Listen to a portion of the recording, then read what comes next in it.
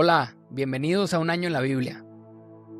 Hoy estaremos leyendo Génesis 30, Génesis 31, versículos 1 al 16, Mateo 10, versículos 1 al 23, Salmos 12, Proverbios 3, versículos 13 al 15.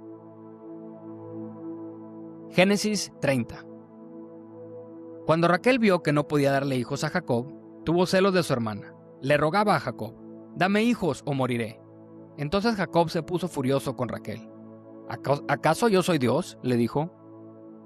Él es el que no te ha permitido tener hijos. Entonces Raquel le dijo: «Toma a mi sierva Bilha y duerme con ella. Ella dará a luz hijos por mí, y a través de ella yo también podré tener una familia». Entonces Raquel entregó a su sierva Bilha como esposa para Jacob, y él durmió con ella. Bilha quedó embarazada y le dio a Jacob un hijo. Raquel le puso por nombre Dan, porque dijo: «Dios me ha hecho justicia. Oyó mi petición y me dio un hijo». Luego Bilha volvió a embarazarse y dio a Jacob un segundo hijo. Raquel le puso por nombre Neftalí, porque dijo: «He luchado mucho con mi hermana y estoy ganando». Mientras tanto, Lea se dio cuenta de que ya no quedaba embarazada. Entonces tomó a su sierva Silpa y la entregó a Jacob como esposa. Pronto Silpa le dio un hijo a Jacob. Lea le puso por nombre Gad, porque dijo: «Qué afortunada soy». Entonces Silpa dio a Jacob un segundo hijo. Y Lea le puso por nombre Aser, porque dijo: «Qué alegría que tengo, ahora las demás mujeres celebrarán conmigo». Cierto día, durante la cosecha de trigo, Rubén encontró algunas mandrágoras que crecían en el campo y se las llevó a su madre, Lea. Raquel le suplicó a Lea: «Por favor, dame algunas de las mandrágoras que te trajo tu hijo. ¿No fue suficiente que me robaras a mi marido? ¿Ahora también te robarás las mandrágoras de mi hijo?», le respondió Lea con enojo. Raquel contestó: «Dejaré que Jacob duerma contigo esta noche si me das algunas mandrágoras». Así que, al atardecer, cuando Jacob regresaba de los campos, Lea salió a su encuentro. «Debes venir a dormir conmigo esta noche», le dijo ella. «Pagué por ti con algunas mandrágoras que encontró mi hijo». Por lo tanto, esa noche él durmió con Lea. Y Dios contestó las oraciones de Lea, y ella volvió a quedar embarazada, y dio a luz un quinto hijo a Jacob. Ella le puso por nombre Isacar, porque dijo: «Dios me ha recompensado por haber dado a mi sierva como esposa a mi marido». Luego Lea quedó embarazada de nuevo y dio a luz un sexto hijo a Jacob. Le puso por nombre Zabulón, porque dijo: «Dios me ha dado una buena recompensa. Ahora mi marido me tratará con respeto, porque le he dado 6 hijos». Más adelante, ella dio a luz a una hija y le puso por nombre Dina. Después, Dios se acordó de la dificultad de Raquel y contestó sus oraciones, permitiéndole tener hijo. Ella quedó embarazada y dio a luz un hijo. «Dios ha quitado mi deshonra», dijo ella, y le puso por nombre José, porque dijo: «Que el Señor añada aún otro hijo a mi familia». Poco tiempo después de que Raquel dio a luz a José, Jacob le dijo a Labán: «Por favor, libérame para que regrese a mi hogar en mi propia tierra. Permíteme llevar a mis esposas y a mis hijos, porque me los he ganado sirviéndote a ti, y déjame ir. Tú sabes con cuánto esfuerzo he trabajado para ti». «Por favor, escúchame», respondió Labán. «Me he enriquecido, porque el Señor me ha bendecido por causa de ti. Dime cuánto te debo, sea lo que fuere, yo te lo pagaré». «Tú sabes con cuánto esfuerzo he trabajado para ti», respondió Jacob, «y cómo tus rebaños y tus manadas han aumentado a mi cuidado. En verdad tenías muy poco antes de que yo llegara, pero tu riqueza aumentó enormemente. El Señor te ha bendecido mediante todo lo que he hecho. Pero, ¿y yo qué? ¿Cuándo podré comenzar a mantener a mi propia familia?». «¿Qué salario quieres que te pague?», volvió a preguntar Labán. «No me des nada. Haz una sola cosa, y yo seguiré ocupándome de tus rebaños y cuidando de ellos. Déjame inspeccionar hoy tus rebaños y separar todas las ovejas y las cabras que están manchadas o moteadas, junto con todas las ovejas negras. Dame esas a modo de salario. En el futuro, cuando revises los animales que me hayas dado como salario, verás que he sido honesto contigo. Si encuentras en mi rebaño alguna cabra que no esté manchada o moteada, o alguna oveja que no sea negra, sabrás que te la he robado». «De acuerdo», respondió Labán, «será como has dicho». Ese mismo día, Labán salió y sacó a los chivos rayados y moteados, todas las cabras manchadas y moteadas o que estuvieran manchas blancas, y todas las ovejas negras. Puso los animales al cuidado de sus propios hijos, quienes se los llevaron a una distancia de 3 días de camino del lugar donde estaba Jacob. Mientras tanto, Jacob se quedó y cuidó del resto del rebaño de Labán. Luego Jacob tomó algunas ramas verdes de álamo, de almendro y de plátano oriental, y las peló quitándoles tiras de la corteza, de modo que quedaran con rayas blancas. Después puso esas ramas peladas en los bebederos donde los rebaños iban a tomar agua, porque era ahí donde apareaban. Y cuando se apareaban, frente a las ramas peladas con rayas blancas, tenían crías rayadas, manchadas y moteadas. Jacob separaba a esos corderos del rebaño de Labán. En la época de celo, los ponía frente a los animales de Labán, que fueran rayados o negros. Así es como él aumentaba su propio rebaño en lugar de incrementar el de Labán. Cada vez que las hembras más fuertes estaban listas para aparearse, Jacob ponía las ramas peladas en los bebederos frente a ellas. Entonces se apareaban frente a las ramas, pero no lo hacía con las hembras más débiles. De modo que los animales más débiles pertenecían a Labán y los más fuertes a Jacob. Como resultado, Jacob se hizo muy rico, con grandes rebaños de ovejas y cabras, ciervas y ciervos, y muchos camellos y burros. Génesis 31, versículos 1 al 16. Entonces Jacob se enteró de que los hijos de Labán se quejaban de él y decían: Jacob le robó todo a nuestro padre. Logró toda su riqueza a costa de nuestro padre. Y Jacob comenzó a notar un cambio en la actitud de Labán hacia él. Entonces el Señor le dijo a Jacob: regresa a la tierra de tu padre y de tu abuelo, y a tus parientes de ahí, y yo estaré contigo. Entonces Jacob mandó llamar a Raquel y a Lea al campo. Él cuidaba el rebaño y les dijo: noto un cambio en la actitud de su padre hacia mí, pero el Dios de mi padre ha estado conmigo. Ustedes saben con cuánto esfuerzo trabajé para su padre. Sin embargo, me ha estafado, cambiando mi salario 10 veces. Pero Dios no le ha permitido que me hagan ningún daño. Pues, si él decía: los animales manchados serán tu salario, todo el rebaño comenzaba a dar crías manchadas. Y cuando él cambiaba de opinión y decía: los animales rayados serán tu salario, entonces todo el rebaño producía crías rayadas. De esa manera, Dios ha tomado los animales de su padre y me los ha entregado a mí. En una ocasión, durante la época de apareamiento, tuve un sueño y vi que los chivos que se apareaban con las hembras eran rayados, manchados y moteados. Y en mi sueño, el ángel de Dios me dijo: Jacob, y yo le respondí: sí, aquí estoy. El ángel me dijo: levanta la vista y verás que solamente los machos rayados, manchados y moteados se aparean con las hembras de tu rebaño. Pues he visto el modo en que Labán te ha tratado. Yo soy el Dios que se te apareció en Betel, el lugar donde ungiste la columna de piedra y me hiciste el voto. Ahora prepárate, sal de este país y regresa a la tierra de donde naciste. Raquel y Lea respondieron: por nuestra parte está bien. De todos modos, nosotras no heredaremos nada de las riquezas de nuestro padre. Él ha reducido nuestros derechos a los mismos que tienen las mujeres extranjeras, y después de habernos vendido, derrochó el dinero que tú le pagaste por nosotras. Toda la riqueza que Dios le ha quitado a nuestro padre y te ha dado a ti nos pertenece legalmente a nosotras y a nuestros hijos. Así que, adelante, haz todo lo que Dios te ha dicho.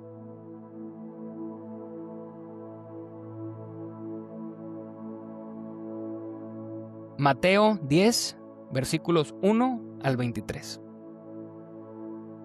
Jesús reunió a sus 12 discípulos y les dio autoridad para expulsar espíritus malignos y para sanar toda clase de enfermedades y dolencias. Los nombres de los 12 apóstoles son los siguientes. Primero, Simón, también llamado Pedro. Luego Andrés, el hermano de Pedro. Santiago, hijo de Zebedeo. Juan, el hermano de Santiago. Felipe, Bartolomé, Tomás, Mateo, el cobrador de impuestos. Santiago, hijo de Alfeo. Tadeo, Simón, el celote. Judas Iscariote, quien después lo traicionó. Jesús envió a los 12 apóstoles con las siguientes instrucciones: no vayan a los gentiles ni a los samaritanos, sino solo al pueblo de Israel, las ovejas perdidas de Dios. Vayan y anúncienles que el reino del cielo está cerca. Sanen a los enfermos, resuciten a los muertos, curen a los leprosos y expulsen a los demonios. Den tan gratuitamente como han recibido. No lleven nada de dinero en el cinturón, ni monedas de oro, ni de plata, ni siquiera de cobre. No lleven bolso de viaje con una muda de ropa, ni con sandalias, ni siquiera lleven un bastón. No duden en aceptar la hospitalidad, porque los que trabajan merecen que se les dé alimento. Cada vez que entren en una ciudad o a una aldea, busquen a una persona digna y quédense en su casa hasta que salgan de ese lugar. Cuando entren en el hogar, bendíganlo. Si resulta ser un hogar digno, dejen que su bendición siga ahí. Si no lo es, retiren la bendición. Si cualquier casa o ciudad se niega a darles la bienvenida o a escuchar su mensaje, sacúdanse el polvo de los pies al salir. Les digo la verdad, el día del juicio les irá mejor a las ciudades perversas de Sodoma y Gomorra que a esa ciudad. Miren, los envío como ovejas en medio de lobos. Por lo tanto, sean astutos como serpientes e inofensivos como palomas. Tengan cuidado, porque los entregarán a los tribunales y los azotarán con látigos en las sinagogas. Serán sometidos a juicio delante de gobernantes y reyes por ser mis seguidores. Pero esa será una oportunidad para que les hablen a los gobernantes y a otros incrédulos acerca de mí. Cuando los arresten, no se preocupen por cómo responder o qué decir. Dios les dará las palabras apropiadas en el momento preciso. Pues no serán ustedes los que hablen, sino que el Espíritu de su Padre hablará por medio de ustedes. Un hermano traicionará a muerte a su hermano. Un padre traicionará a su propio hijo. Los hijos se rebelarán contra sus padres y harán que los mate. Todas las naciones los odiarán a ustedes por ser mis seguidores. Pero todo el que se mantenga firme hasta el fin será salvo. Cuando los persigan en una ciudad, huyan a la siguiente. Les digo la verdad, el Hijo del Hombre regresará antes de que hayan llegado a todas las ciudades de Israel.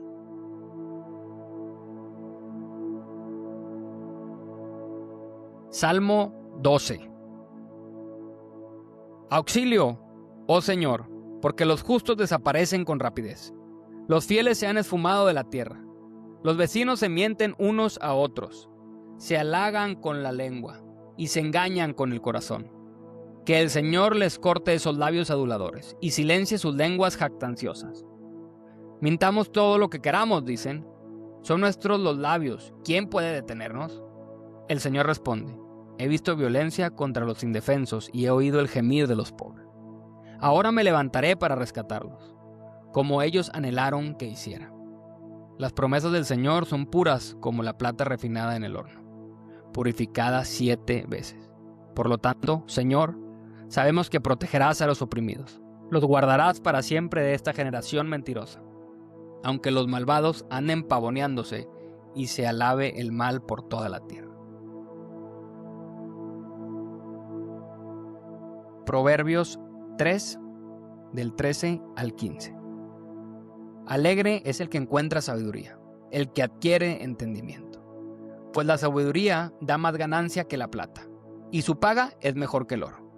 La sabiduría es más preciosa que los rubíes.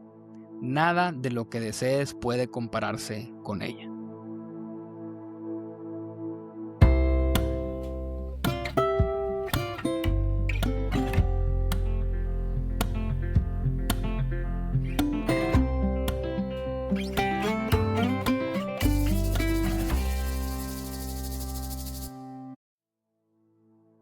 Devocional del día 14 de un año en la Biblia. ¿Quién irá a levantar la cosecha? Dice Jesús en Mateo 9, justo antes de lo que acabamos de leer, que la cosecha es grande, pero los obreros son pocos. Y luego decía: rueguen al Señor, oren para que envíe obreros al campo. Y cuando leemos esto, la pregunta es inevitable. Entonces, ¿quién va a ir a levantar la cosecha? ¿Qué se va a hacer? ¿Quién va a responder a esta necesidad? Y Mateo 9 nos deja con este problema abierto, ¿no? Con una urgencia sin resolver, con una oración pendiente. Y Mateo 10 nos da la respuesta. Mientras veíamos el corazón de Jesús, que era compasivo, ahora se nos empieza a revelar también su plan. Y la pregunta era simple: ¿quién irá? Vemos el día de hoy que Mateo responde: son personas comunes, con autoridad delegada, enviadas del rey. Y hoy vamos a aprender 4 cosas. La primera es la pregunta de ¿por qué Dios llamó a estos hombres? La segunda es ¿qué tenían de especial? La tercera es ¿para qué los envió? Y la cuarta es ¿qué iba a pasar cuando fuera? ¿Y por qué los llamó? Porque la necesidad era enorme. Jesús vio a las multitudes y tuvo compasión. Estaban confundidas, desamparadas como ovejas sin pastor. No eran números, eran personas. Eran corazones. Pero había un problema. La cosecha era muy grande y los obreros poco. El problema nunca ha sido que que no haya cosecha, sino que faltan obreros. Necesitamos personas dispuestas para ir. Y tú te pones a pensar qué tenían de especial estos hombres. Pues nada, tal vez según el mundo. Eran personas normales, como tú y como yo, de distintos orígenes, ¿no? Con historias rotas, con errores, con dudas. Mateo, por ejemplo, era un cobrador de impuestos. Era como un traidor para su propio pueblo. Era alguien rechazado socialmente, ¿no? Era alguien corrupto en ese tiempo. Y Jesús lo llama. Y esto nos recuerda que en el reino de Dios, la autoridad no viene de nuestro pasado, sino del Rey que nos envía, de el que llama y que sostiene. Y lo que tenían de especial era que no iban en su propio nombre, iban en el nombre de Jesús. Y eso quiere decir autoridad delegada. Mira, de donde Dios te llame, no vas porque tú seas capaz, vas porque Él te envía. La verdad es que Jesús llama a gente normal, con un corazón disponible. Y a veces se nos olvida, pero la verdad es que ser cristiano, ser alguien que Dios ha alcanzado, no es que nosotros lo hayamos buscado y encontrado. Es que no somos capaces, más bien Dios es capaz y está buscando simplemente personas como tú y como yo, frágiles y disponibles. Y ellos no iban en su propio nombre, iban en el nombre de Jesús. Y eso lo cambia todo. No vamos porque podamos, sino vamos porque Él nos envía. Él es nuestra fuerza, nuestra autoridad. Y nos la ha delegado para avanzar. ¿Y para qué los envió? Los envió claramente para poder anunciar el reino. El reino de los cielos se ha acercado. Y en esta cultura judía, esto significaba algo muy claro. Que Dios gobernaba, que estaba actuando, que estaba restaurando. Jesús estaba diciendo, el rey ya llegó acá. Y eso es a lo que nos llama, a que venga su reino, a que se establezca su reino, su voluntad. Y los envía a proclamarlo con palabras, pero también a demostrar con compasión. A amar, a servir, a sanar. Porque las buenas noticias se creen con la mente, se hacen real en el corazón, pero se viven. Y ese es el reino de los cielos. Dios está reinando, Dios está actuando, Dios no se ha ido a ningún lado y Dios se queda y volverá. Pero también Jesús les dice la verdad de lo que iba a pasar. No les promete comodidad, les prometió misión, sí, les prometió propósito, pero también oposición. Se los envió como ovejas en medio de lobos. Y no está romantizando un llamado ni engañando. Está diciendo, la verdad es que no va a ser fácil, pero va a valer la pena. Y también le está diciendo, mira, pues algunos van a recibir el mensaje y para ellos habrá bendición, pero otros lo van a rechazar y también habrá algo de consecuencias, porque el reino confronta. Y bueno, pues te puedes preguntar, ¿y eso qué significa para mí hoy? Pues que la cosecha sigue siendo grande, que Dios sigue siendo el rey de la cosecha y que nos ha llamado, que no somos espectadores, que somos parte de su historia, que no somos parte de su iglesia solo para sentarnos pasivamente y escuchar, sino para ser sus manos, su cuerpo en este tiempo. Y tal vez no necesariamente ser pastor en una iglesia o irte de misiones a otro país, pero sí hablar, a vivir, a trabajar, ser papá, mamá y amar como un enviado del rey. La cosecha sigue siendo grande y los obreros siguen siendo pocos. Y la verdad es que todavía Dios, el día de hoy, en el nombre de Jesús, nos sigue llamando en su nombre, con autoridad delegada. No vamos solos, no vamos sin autoridad, no vamos sin propósito. Vamos enviados por el Rey de todo el universo. Así que, pues el día de hoy, con esta realidad de que Jesús sigue llamando, sigue reinando y sigue delegando autoridad, acompáñame a orar para recordar que ante la pregunta, ¿quién debería ir? ¿Quién es el que levantará la cosecha? Cambiemos la pregunta y digamos si nosotros responderemos, porque la cosecha está lista. Gracias, Dios. El día de hoy venimos en el nombre de Jesús y caminamos en el nombre de Jesús. Sabemos que cuando tú llamas, envías. Y el día de hoy te damos gracias porque nos ves cuando nadie nos ve. Somos hombres, mujeres comunes que tenemos algo diferente. Tú nos has llamado y tú nos has enviado. Gracias porque cuando no nos sentimos dignos, tú nos llamas. Gracias porque nos envías con tu autoridad. Haznos obreros fieles. Danos un corazón disponible. Danos una vida para ti. Aquí estamos, Dios, bajo tu autoridad. En el nombre de Jesús. Amén. Que Dios te bendiga. Esto fue el día 14 de Un Año en la Biblia. Nos vemos mañana.